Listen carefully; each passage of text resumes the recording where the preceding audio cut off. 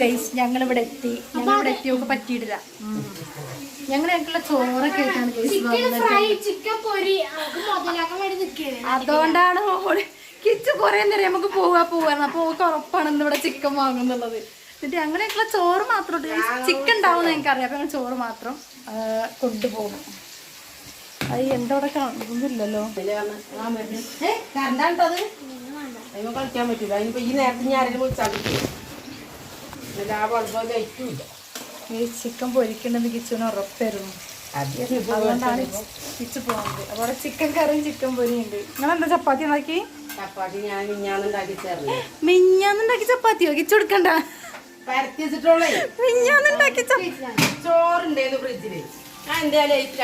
അവിടുത്തെ ബൾബ് കത്തനല്ല കൈസ്. അതുകൊണ്ടാണ് അവിടേക്ക് വെളിച്ചല്ലാത്തത്. ഈ ബൾബ് മാത്രമേ വന്നപ്പോ കേടുന്ന് കളഞ്ഞു.